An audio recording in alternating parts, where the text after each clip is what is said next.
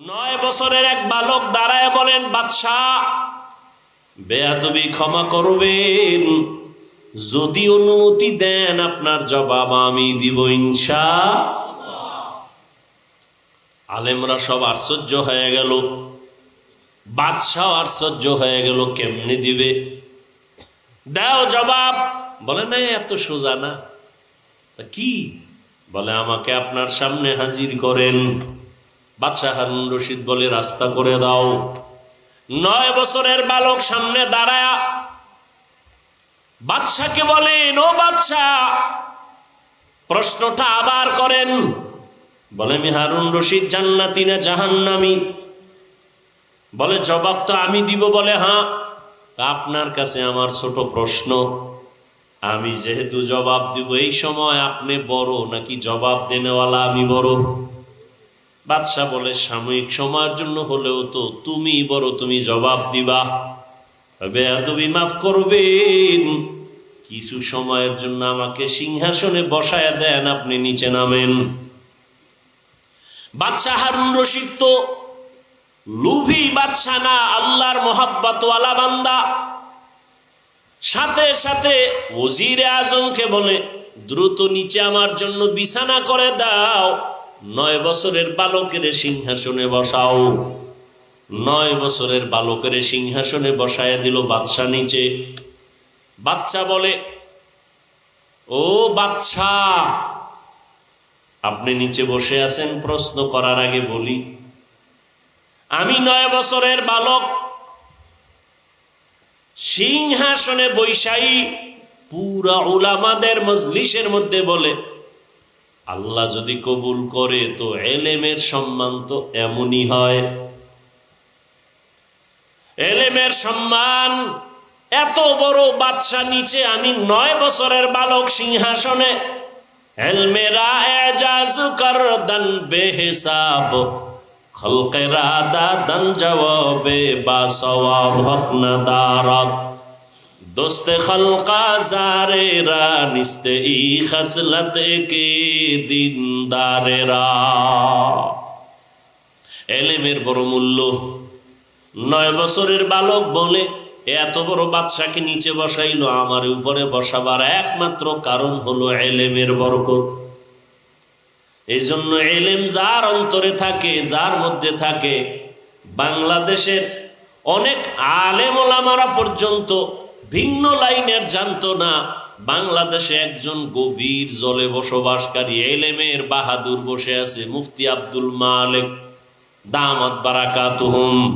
অনেক আলেমরাও ভালো করে জানতো না তিনি কে, ছাত্ররা তো জানার কথা নাই, কিন্তু এলেমের বরকত এমন জিনিস, নিজের গোপন করে রাখার কারণে আল্লাহ এমন ভাবে প্রকাশ করে দিছেন যে জাতীয় মসজিদের খতিব।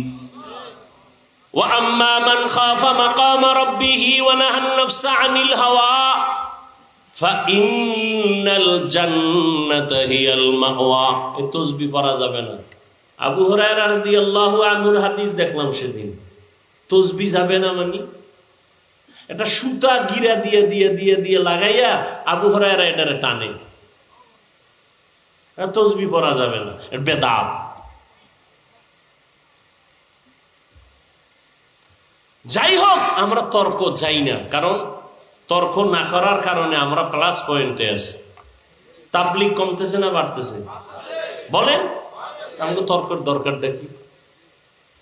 তাবলীগ 2 লাইনে খেদমত করে, আরো আগাইতেছে। আল্লাহ পাক সবার মধ্যে ভ্রাতৃত্ব মহব্বত আরো বাড়ায় দেয়।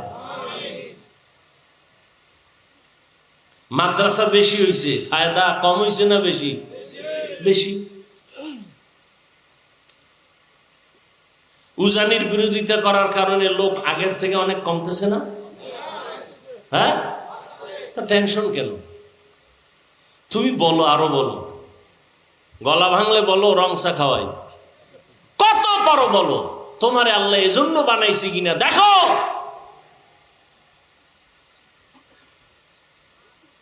কওমি মাদ্রাসার বিরোধিতা করার দ্বারা বাড়ছে না কমছে? কওমি মাদ্রাসা আরো বাড়বে। বাংলাদেশের প্রত্যেকটা ঘর হবে এক একটা কওমি মাদ্রাসা। বলবেন কেন? বিরোধীদের বিরোধিতার কারণ জোয়ারের পানিতে বাদ দিলে পানির শক্তি আরো বেড়ে যায়। সব কিছুর মূলে আল্লাহর ভয় নাই, এটাই আসল। আর এই ভয় আল্লাহর জাতের কসম, আল্লাহর ভয় অন্তরে ততক্ষণ পর্যন্ত আসবে না যতক্ষণ পর্যন্ত ওলিয়া উলিয়ার সোহবতে যাবে না। কোনো চালাকি চলবে না, ফাইনাল কথা। এজন্য তো আমি চ্যালেঞ্জ দিয়ে বলি সারা বাংলাদেশে যারা ওলিয়া উলিয়া মানে না, এরা কোরআনও মানে না, বুখারী শরীফও মানে না, এরা ভণ্ড। এদের যারা ভণ্ড বলে না তারাও ভণ্ড।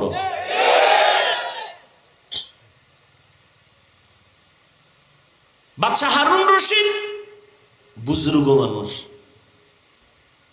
সিংহাসনে বৈশা সমস্ত দেশের বড় বড় আলেমরে দাওয়াত দিছে। বলবো ঘটনাটা? দাওয়াত দিয়ে আলেমদের দুপুরে মন ভরে খানা দিছে, আপ্যায়ন করলেন, খাওন দাওন শেষ। বিদায় বেলা কয় ওলামায়ে কেরামদের একটা প্রশ্ন। ওলামায়ে কেরামদের কাছে আমার প্রশ্ন হলো, আমি হারুন রশিদরে আপনারা চিনেন তো? সবাই বলে হ্যাঁ। আমাকে একটু বিদায় বেলা আপনাদের বলে যেতে হবে। আমি হারুন রশিদ, আপনারা যেহেতু চিনেন জানেন, বলে যান আমি জান্নাতি না জাহান্নামী। একজন একজন করে সব আলেমের আওয়াজ, আপনি জান্নাতি না জাহান্নামী বলার আমাদের কোনো উপায় নাই। আপনি ভালো কাজ করলে বলা যাবে জান্নাতের পথে আছেন, আপনি যদি অন্যায় করেন বলা যাবে আপনি অন্যায়ের পথে জাহান্নামের পথে আছেন। কিন্তু আপনি জান্নাতি এটাও বলা যাবে না, আপনি জাহান্নামী এটাও বলা যাবে না। সবাই এক এক করে একই আওয়াজ। বাদশাহ হারুন রশিদ বলে পারবেন না, বলে পারবো না। কথা আপনাদের খাওয়াইয়া লাভ হইল কি? মনের দুঃখ মনেই রইল। বাদশাহ হারুন রশিদ বলেন কোথায় পাবো জবাব? হঠাৎ ওলামায়ে কেরাম যখন বিদায় হবেন, পেছন থেকে একটা 9 বছরের সন্তান দাঁড়ায় গেল। কয় বছর? 9 বছরের এক বালক দাঁড়ায় বলেন, বাদশাহ বেয়াদবি ক্ষমা করবেন, যদি অনুমতি দেন আপনার জবাব আমি দিব ইনশাআল্লাহ। আলেমরা সব আশ্চর্য হয়ে গেল, বাদশাহ আশ্চর্য হয়ে গেল, কেমনে দিবে? দাও জবাব। বলে না এত সোজা না। কি? বলে আমাকে আপনার সামনে হাজির করেন। বাদশাহ হারুন রশিদ বলে রাস্তা করে দাও। 9 বছরের বালক সামনে দাঁড়ায়া বাদশাকে বলেন, ও বাদশাহ প্রশ্নটা আবার করেন। বলে আমি হারুন রশিদ জান্নাতি না জাহান্নামী? বলে জবাব তো আমি দিব। বলে হ্যাঁ। আপনার কাছে আমার ছোট প্রশ্ন, আমি যেহেতু জবাব দিব, এই সময় আপনি বড় নাকি জবাব দেনেওয়ালা আমি বড়? বাদশাহ বলে সাময়িক সময়ের জন্য হলেও তো তুমি বড়, তুমি জবাব দিবা। বেয়াদবি মাফ করবেন, কিছু সময়ের জন্য আমাকে সিংহাসনে বসায় দেন, আপনি নিচে নামেন। বাদশাহ হারুন রশিদ তো লুভি বাদশাহ না, আল্লাহর মোহাব্বতওয়ালা বান্দা।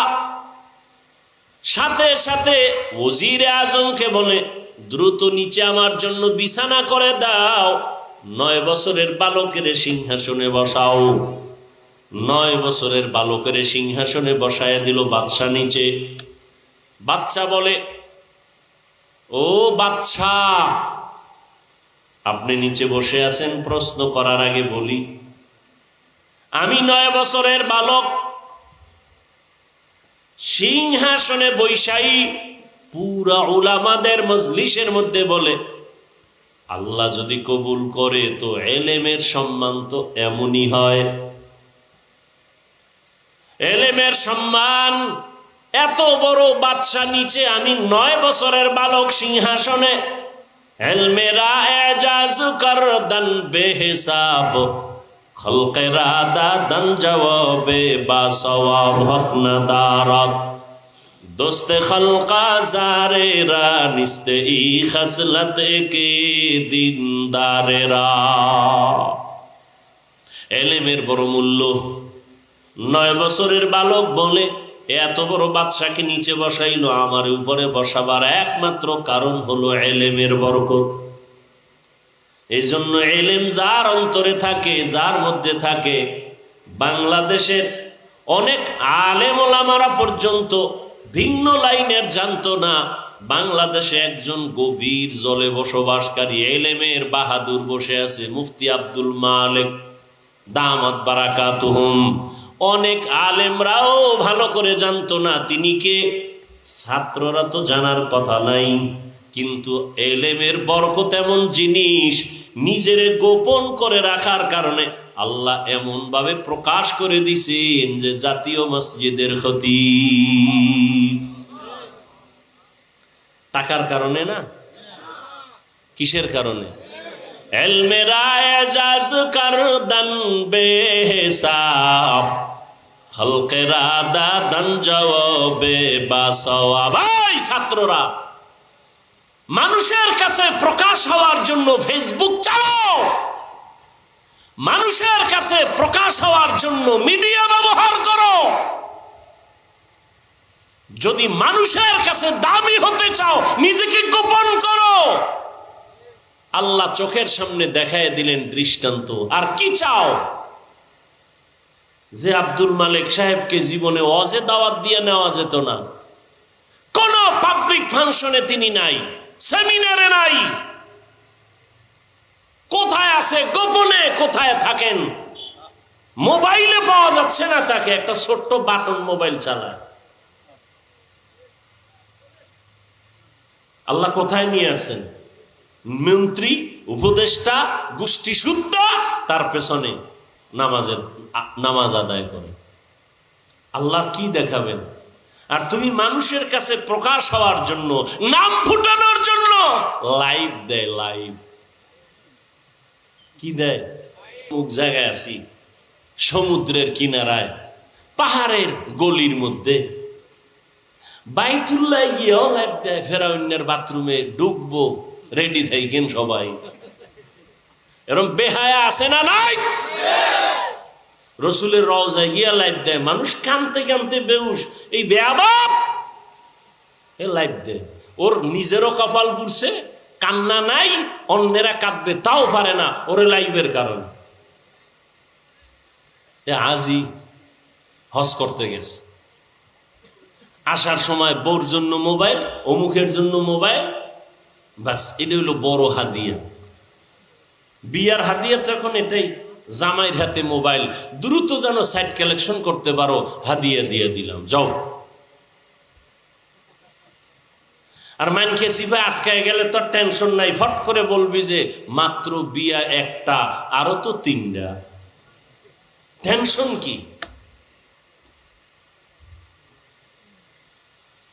আল্লাহ হেদায়াত দান করুন। এক বউয়ের হক আদায় করতে পারে না, 2টা লয়ে টানাটানি। একটা সন্তানের হক আদায় করতে পারে না, অন্য সন্তান নিয়ে টানাটানি। এত সোজা?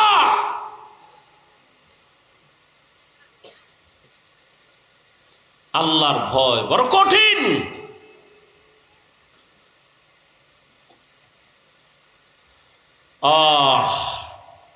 9 বছরের বালক বাদশা হারুন রশিদকে নিচে নামাইয়া সিংহাসনে বসে বলেন, এবার প্রশ্ন আপনি আবার করেন।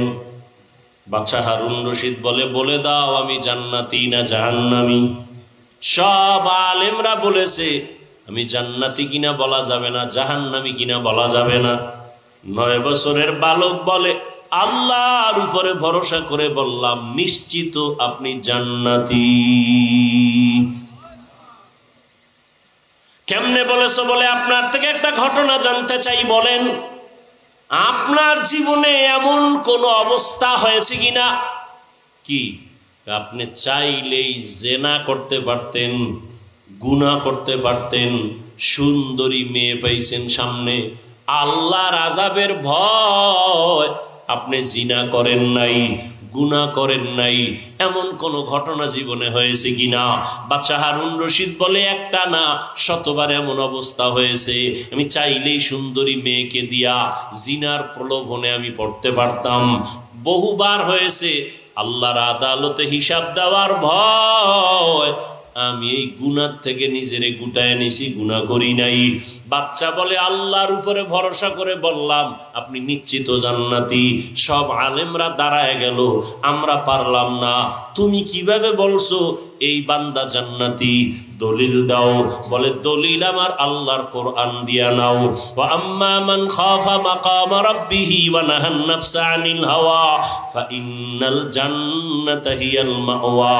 আল্লাহর আদালতে দাঁড়াইয়া হিসাব দেওয়ার ভয় যারা গুনাহ থেকে নিজেকে বাঁচায় রাখবে, আল্লাহ তাকিদ দিয়া বলেন ফাইন্নাল জান্নাতা হিয়াল মাওয়া, অবশ্যই তারা আল্লাহর পক্ষ থেকে জান্নাত পাবে, শান্তির ঠিকানা। এই আয়াত হলো এর দলিল, তিনি জান্নাতি। হর কে দারত খৌফে হকদার দিল মদরম জান্নাতুল মাওয়া দেহদ ও রামাকাম। আল্লাহর ভয় সন্তানের মধ্যে যদি না আসে, সন্তান মা বাবার সাথে আদব রক্ষা করবে না। আল্লাহর ভয় যদি ছাত্রের মধ্যে না আসে, ওই ছাত্র শিক্ষকের সাথে আদব রক্ষা করবে না। আল্লাহর আদালতে দাঁড়াইয়া হিসাব দেওয়ার ভয় জনগণের মধ্যে যদি না আসে, জনগণ কোনোদিন হারাম খাওয়ার থেকে বাঁচবে না। এই জন্য নবীও বলেন, ইত্তাকিল মাহারিম তাকুন আবাদান নাস। গুনাহ থেকে, হারাম থেকে নিজেকে বাঁচাও। হারাম থেকে নিজেকে বাঁচাবার জ্বলন্ত একটা দৃষ্টান্ত গেল রমজানের রোজা। পেটেও প্রচন্ড ক্ষুধা, সামনেও খানা, প্রচন্ড ক্ষুধা, খানাও রেডি। একটা রোজাদার খানা খায় না কেন? বলে আল্লাহর ভয়। খানাটা যদিও হালাল, আল্লাহর আইনে এখন খাওয়াটা হারাম। আল্লাহ পাক বলেন, এই সবকটা বাকি 11 মাস পালন কর। ক্ষুধা আছে, খানাও আছে, খাও না কেন? আল্লাহর বিধানে হারাম। 11 মাস ক্ষুধাও থাকবে, খানাও থাকবে। খাওয়ার আগে হিসাব মিলাইয়া দেখবা আল্লাহর বিধানে পানিটা হালাল না হারাম। হালাল হলে পান করো, হারাম হলে অ্যাবাউট করো। এই 11 মাসে এই বিধান যদি চালু রাখতে পারো, তুমি মুত্তাকি হইয়া জান্নাতের চেহারাটা দেইখা জান্নাতে যাইতে পারবা। ও আমার কলিজার যুবক বাবারা, আল্লাহর ভয় অন্তরে জমা করার জন্য একটাই পথ, আল্লাহর ওলি যারা, তাদের নেক নজর নাও। তাদের নেক নজর নিয়া নিজের আমলকে সুন্দর করো, নামাজ ধরো, মা বাবার খেদমত করো। আল্লাহ ওলিদের নেক নজর না লাগানো পর্যন্ত অন্তর দোলাই হবে না, তাকওয়া অন্তরে জমা হবে না। আর তাকওয়া অন্তরে যত আসবে না, ততক্ষণ বান্দা গুনাহমুক্ত হওয়া সম্ভব না। ও আমার কলিজার যুবক বাবারা, তোমাদের মতো কত যুবক জেনারেল লাইনে থাকিয়াও নামাজ পড়ে, মা বাবার সাথে ভালো আচরণ করে, অভাব নাই, চাকরি করে, লেখাপড়া করে, নামাজ পড়ে। একমাত্র কারণ খুঁজা দেখবা, কোনো না কোনো হুজুরের সাথে ভালো সম্পর্ক, ইমামের সাথে ভালো সম্পর্ক। ঢাকা কলেজে লেখাপড়া করে ছেলেটা, 5 বেলার নামাজ পড়ে, দাড়িও উঠতেছে, পাগড়িও মাথায়, একবারও নামাজ ছাড়ে না। আল্লাহর ভয় আসছে উলামায়ে কেরামের নেক নজরের মাধ্যমে। ও পর্দার আড়ালের আম্মা জানেরা, বোনেরা, আল্লাহ আপনাদের এত মর্যাদা দান করেছেন। ওই জুবায়দার কথা বলেছিলাম, কোরআনে হাফেজা, এত বড় বাদশা হারুন রশিদের ঘরে থাইকা আল্লাহর মোহাব্বত নিয়া 24 ঘন্টা ঘরের মধ্যে তেলাওয়াত। আপনাকে তো আল্লাহ এত বড় না দিল, যতটুকুই পেয়েছেন আপনার স্বামীর, আপনার ঘরের কামাইয়ের অভাব নাই। আপনি কেন বেপরদায় চলবেন? স্বামীর হালাল কামাই নিয়ে শুকর আদায় করবেন। সন্তান আল্লাহ দান করলে নেক আমলওয়ালা বানাবেন, নেককার সন্তান রেখে যাবেন, আপনার জীবনটা বড় ধন্য হয়ে যাবে। আপনার সন্তান ডাক্তার হবে, বাধা নাই, ইঞ্জিনিয়ার হবে, বাধা নাই, 5 ওয়াক্ত নামাজ পড়ে মা বাবার জন্য দোয়া করবে, ওলামায়ে কেরামের নেক নজর নিয়ে চলবে। আপনার মরিয়া গেল জীবনটা ধন্য হয়ে যাবে। এখনো সময় আছে, তওবা করে নেন, আর বেপরদায় চলবেন না। আপনার মতো কত মা কত বোন পর্দা করে, স্বামীর মাল হেফাজত করে, নামাজ ছাড়ে না, সন্তানগুলো নেক আমলওয়ালা বানায় গেল, হাফেজে কোরআন বানাইলো। আল্লাহর কাছে দোয়া করেন, সন্তান আল্লাহ দান করেছেন বা করবেন, ওই সন্তান একজন 5 ওয়াক্ত নামাজি আলেমদের নেক নজরওয়ালা বানাবেন। স্বামীর মাল হেফাজত করবেন, হারাম কামাই ঘরে যেন আনার সুযোগ না হয়। আল্লাহর বান্দাদের নিয়ে দোয়া করবেন, স্বামীর জন্য দোয়া করবেন। যুবক সন্তানদের বলবো, বাবা এখনো সময় আছে, তওবা করো, আল্লাহর কাছে মনে মনে নিয়ত করো, আর নামাজ ছাড়বা না, বেপরদায় চলবা না। মা বাবার দোয়া নিয়া, উলামায়ে কেরামের দোয়া নিয়া, শিক্ষকের দোয়া নিয়া, আল্লাহর মোহাব্বত নিয়ে, নবীর আদর্শ মেনে চলবা। তওবা করার নিয়ত যদি থাকে, মরিয়া গেলে যাবো আর নামাজ ছাড়বো না, দাড়ি কাটবো না, বেপরদায় চলবো না, মা বাবার সাথে বেয়াদবি করবো না, উলামায়ে কেরামের বিরুদ্ধে যাব না, নবীর আদর্শ সুন্নাত অনুযায়ী জীবন চালাবো।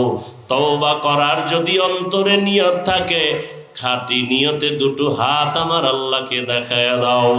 আয় আল্লাহ আমাদের কবুল করে নেন।